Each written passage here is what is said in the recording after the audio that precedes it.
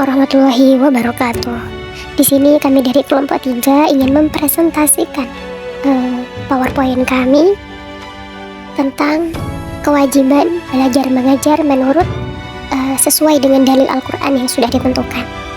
Ada sekitar 5 dalil terdiri dari surah Al-Baqarah dan Ali Imran.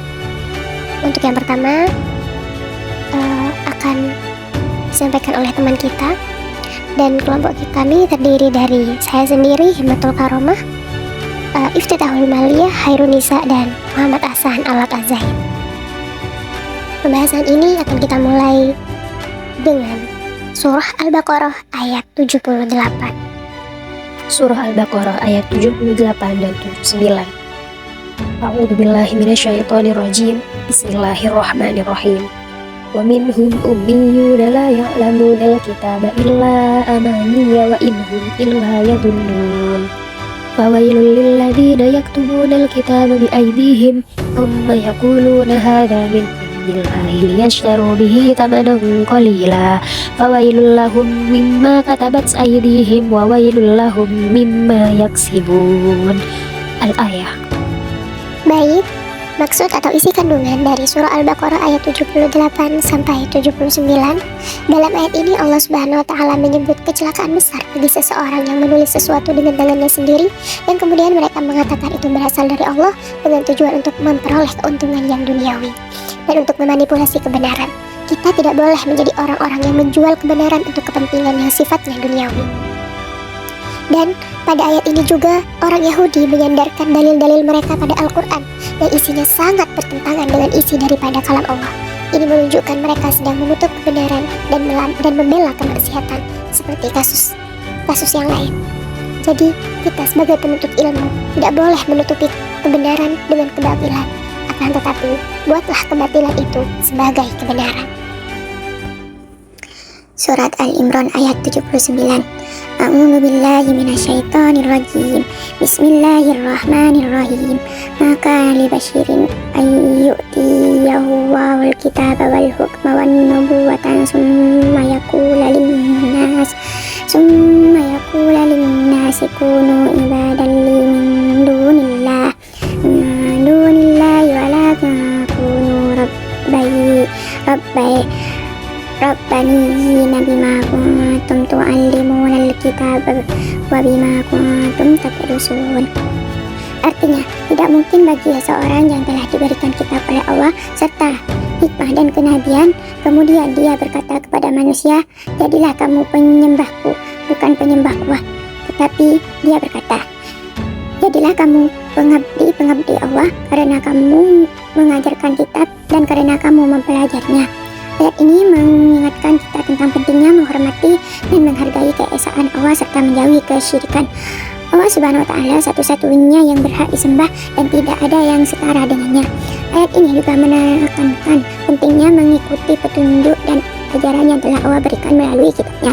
Dalam konteks yang lebih luas, ayat ini juga mengajarkan tentang pentingnya menjaga kesucian dan kebenaran ajaran agama.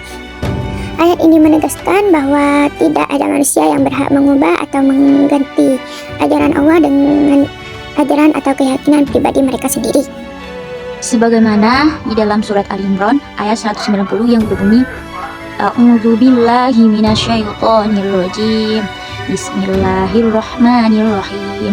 Inna fi khalqis samawati wal ardi wa ikhtilafil laili wan nahar wa ikhtilafil laili wan nahari la ayatil liulil albab.